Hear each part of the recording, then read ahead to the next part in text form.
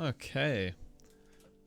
Welcome back, guys, to what is this now? Episode 4, or the end of week 3 of this poker journey.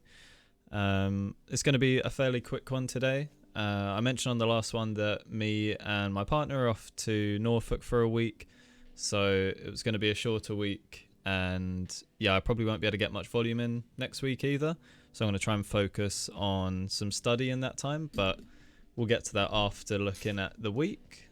So this is last week's graph, and if we switch over to this week, we managed 4,000 hands, so quite a small sample, but fairly happy we still managed to get that in, the 4 days that we've had this week. Running at 16.6 big per 100, so pretty good overall. Obviously, as I say, a tiny sample, but a pretty good week. There weren't too many disappointing spots or bad variants, anything like that. One thing I was very focused on this week was the probe spot that Pete Clark mentions quite a bit. I'm sure most of you know what that is, but for those that don't, it's the spot where it's a very profitable bluff spot, basically, when the aggressor on the previous street decides to check back on the next street. You have a very profitable bluff spot then, just because they still have a lot of air in their range when they do a small bet followed by a check, whereas we as the caller would have shed a lot of the dead hands from our range. So and yeah, it seems to be working really, really well. Still got a negative red line, but it's still the micros, and I'm still learning. I'm on to lecture 6 now of grade 1 of the Carrot Poker School. And yeah, like I say, this week ahead, I'm probably going to be cracking out a few more lectures, just because I won't be able to play hands. So it's the one thing I can do other than reviewing some spots on GTO Wizard. So yeah, overall good week. Felt fairly comfortable. I'd say I'm also getting more disciplined in table selecting and not just sitting at a table. Even if all the fish leave, I'm very much constantly tabbing out, looking at stars and trying to find more tables with more fish, basically. So yeah, don't know if there's much else to say on the week. So what I'll do, I've got GTO Wizard not here apparently. There we go. And we'll just take a look at a few spots sorted by EV loss. So let's just jump straight into this first one. Let's go back. So we are dealt Jack 10 offsuit in the big blind. Probably going to call this pure. Nice. We check range here. We face a third pot bet. So we take the passive approach of calling here. GTO Wizard prefers the raise. They're the same EV, so it's not terrible, but obviously we can see we've got a gut shot here and a backdoor flush draw, so not a terrible hand. And obviously we don't have much value, so any fold equity we could get would be great. But we make the call, not terrible. So I'm sure that's to come. We do actually have a donk available to us, but in my game I haven't even explored donk betting yet, so I think for simplicity's sake I just never donk. So we'll be checking again here. He then bets half pot. Okay, again I take the passive option. We have now hit the straight, so I guess in game I was just scared about raising into what is now quite a wet board. Although there's not many flushes that villain's going to have under the gun when the ace, king, queen and 10 are blocked. So I'm trying to think what he would have here, like maybe jack 10. No, not jack 10. Could be jack 10 off, I suppose, but yeah, there's not many hands with the flush, so I guess I'm being too safe. So something to be aware of in the future. And it does like quite a big raise here. I suppose we don't want it to get four tone 4 diamonds on the river because I'd be a bit more scared of the jack. So we do make the call, and at this point we're gonna have to check because again I'm not building a donking range. He bets 10, so he bets half pot again. Now this is quite surprising that I did call again. I would have thought maybe I would find the raise here. Let's see, so we're losing about 5% of the pot with this call. I think it probably was just a hesitancy with the flush on the board. So I think in these spots I need to realize, you know, a lot of the flush cards that villain could have, he doesn't have because they're blocked by the board, and I've got the 10 of diamonds. Obviously he has some in his range, but he's probably more likely value betting, especially with these sizes, for maybe like top pair, or maybe 2 pair, I'm not sure. But we do make the call in this spot, and he did have a set, so that's unfortunate because we probably could have got stacks in there at these stakes. I don't think people have ever folded in a set of aces. So yeah, not awful, but just quite passive, which is probably going to be a theme in my game at the moment. I mean, you've seen the red line. It's pretty low right now, but we're making progress on it. So next hand, we've got pocket aces in the big blind. Small blind opens with a min raise.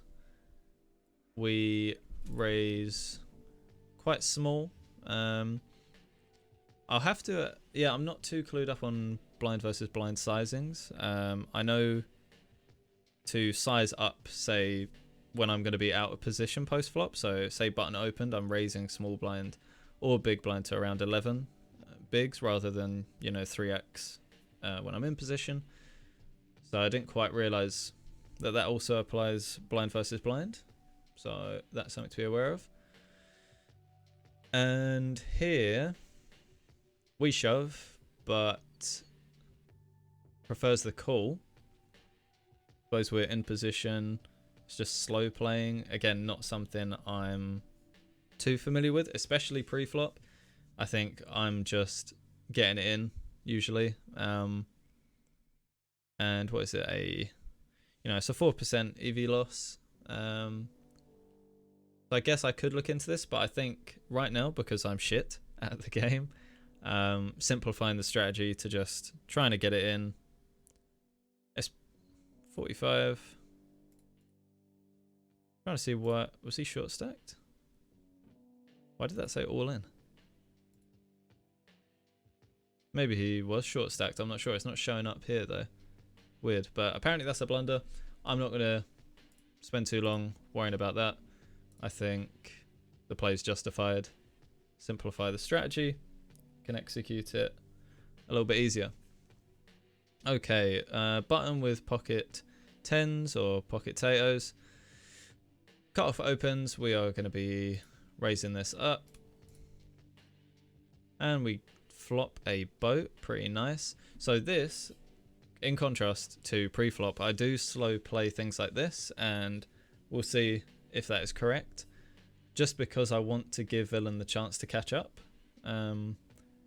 Obviously we're blocking the 10s here and 2 aces on the board. It's more unlikely that he's hit that. So throwing out bets in my head. Don't know how valid this is. This isn't something I've seen in the course yet. This is just something that's in my head. But I feel like giving them a chance to hit something on the turn or just try bluffing into me can work. So solver is between check and bet, to be fair. But it does prefer the small bet, which may be because of what I said, because we block a lot of the calling range. But he checks again, and at this point, yeah, we do bet. I think I'm only ever going to be slow playing one street, because any more than that I'm just losing too much value. So we do bet 1/3 pot, and we get called. And in this position, what I'm hoping I did is overbet the river, but I have a feeling I'm probably going to take the more passive route of betting 2/3 pot. Oh no, I did actually bet. I did bet my standard overbet sizing, which is like 150% pot, but the solver prefers a massive overbet, which is not something in my range. So should I go away from this including bigger sizings? I'm not sure. I'm happy that I did make the overbet. The fact that it wasn't as big as it could be, fair enough. But I think in practice, it's not a complete blunder, even though GTO Wizard is telling me I'm a piece of shit. So we overbet and we get the fold. So again, not going to beat myself up too much for that. Let's do, what time are we on? Okay, I'm not actually stalling too much this time. We'll do a couple more and then we'll end it there. So 9-10 under the gun. I'm going to open that. Something I need to start doing, I think. I think solvers prefer a min raise from under the gun or earlier positions, maybe hijack as well. I'm not too sure. But right now I'm just opening to 2.5 with every position other than big blind. Small blind, not big blind. So it's between a fold and a call. I think I sometimes would fold this, to be honest, but on this occasion we call, which is fair enough. We flop a gut shot. Not gut shot. Don't know what you call that. Double gut shot? I don't know. But we got a potential straight is what I'm trying to say, and top pair. We check range. He bets just under half pot, so I think that's fine to continue. I've just been revisiting lecture 5 of grade 1 of the Carrot Poker School, which is all about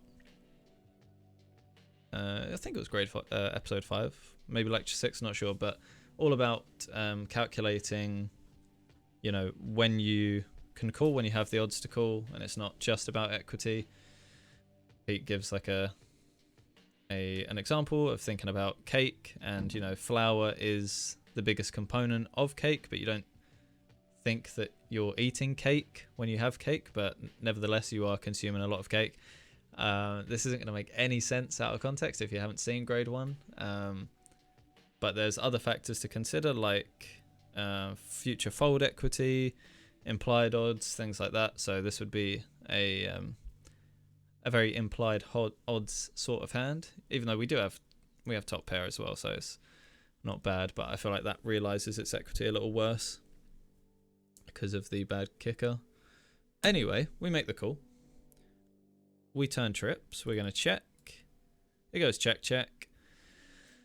Now, I make the mistake of checking here. I think the reason I did this is because the ace, if it wasn't an ace, I don't think I would have done this. And clearly this is a mistake either way. But my logic was the ace is going to be much better for his range than mine. So I think he's going to be betting quite a lot and facing a bet. In fact, honestly, that's probably where my reasoning stopped. It was more about, I think he would bet. I didn't really consider what his action would be if I bet into him. So, interesting. Again, one of those positions where I'm taking a much more passive route than I need to. But we do check. He bets, and nice, we didn't take the super passive route. Although again, GTO Wizard is preferring a bigger raise, but we do make a raise, so much better than calling. Calling is like 12% worse than this, so it's nice to see we raise. And then Villain actually 3-bets us, and we make the call, thank God, and he did have ace king, so probably was going to go in and raise us if we did lead that street. So, but yeah, pretty tasty hand, even though it was a blunder. The issue was our river play. So in the future, just bet for value, because if that goes check check, it's very sad times. And let's do the final hand. So we've got pocket sevens in the small blind, raising it to 3. We get called.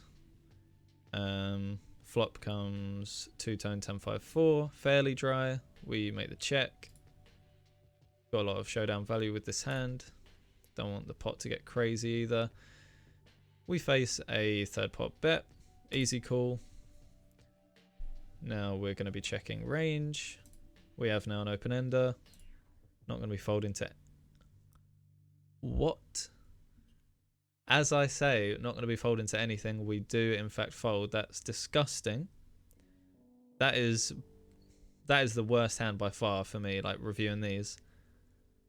When was this? This was on the 9th. So maybe I hadn't revisited the lecture that I just mentioned at that point. But that's disgusting. I know it's an overbet. But folding there on an open ender, that's so gross. Maybe I didn't realise. No, I must have. That's just... I think I probably got spooked by the overbet. That's criminal. I can't believe I did that. Wow. Okay.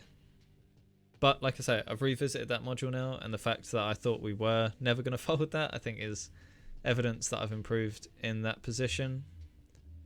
Wow. Cannot believe that. That's awful. Okay, fair enough. We make the fold. And we get a 60% on that, whereas I think that deserves 0% compared to the last hand. Wow. Awful, awful, awful. But we have learnt not to do that in the future, so hopefully we'll never see that happen again. We'll go back to this just while we talk about any other bits and pieces. So yeah, as I say, decent week overall, apart from that last hand. Jesus Christ. Away for a full week, so maybe I'll do an update video if I decide that I've completed enough content with the studying, and just maybe we could talk about some of the stuff I've learnt. But yeah, pretty good week. I'm very happy now with 3 tabling. I started this journey with 2 tables and then moved up to 3. I've now been mixing occasionally in 4 tables and still feeling pretty comfortable, so that's good. But I think 3 is still the baseline. I'm in no rush really to get it up to 4, but it's good that I feel comfortable. So maybe in a few weeks' time that'll become the standard. Yeah, still recommend the Carrot Poker School. I love the format of it. I love the structure. So if any of you guys are watching and maybe you're stagnating at 10NL or you're new to poker, I would highly recommend it, because the structure of it, you get little assignments as well. It's very easy to just watch videos and assume that you're learning, but being forced to actually apply that knowledge is a completely different game. So the fact that there are sort of homework assignments in each lecture really does help. But yeah, I think that's it for the most part. Trying to think if I've missed anything, but I don't think so. So I will just end it there, guys, with the overall graph now looking like this. So we've done 15,000 hands, so sort of on track for the 20k per month that we initially set out to do. I think in future months, especially where I don't have weeks off like I do this month, probably can aim for a little bit more, maybe eventually 30k when I'll be 3 and 4 tabling. I think that's a bit more reasonable. But yeah, overall looks like we are doing okay. Redline's still tanking, but I think that's standard for people at my level. But as we progress through the course, I'm sure that will improve. We saw today there was a bunch of spots where I could have been more aggressive, so going to try and be more cognizant of that moving forward. And yeah, I'll set myself the goal of at least completing lectures 6 through let's say 6 and 7, just because I do like to watch the lectures multiple times, make notes to make sure it's fully sunk in. So let's say over the next week I will finish at least 2 of those lectures. Be interested to see what lecture 7 is on. And yeah, hopefully when I get back we will keep going up like this. I'm scared about potential downswings in the future, but right now, we've sort of been winning-ish from this point. It's been steadily going up, so let's see how far we can take it, because I would love to eventually start taking shots at like 25NL. I'm currently using a 20 buy-in up sort of strategy. So once we get to, what's that, $500 on the bankroll, I will start mixing in some 25 tables, which is exciting. But yeah, I think that's it for this week, guys. So thank you for tuning in again. Would love to hear how you guys are doing, as always. Whether you're finding this interesting, if there's anything else you'd want me to cover or a different format, do let me know. I know this is more of like a diary for myself, but it's nice having people along for the ride. So yeah, hope the tables are treating you well, and I will catch you guys in 2 weeks time, or 1 week if I do a video next week. So yeah, cheers and see you then.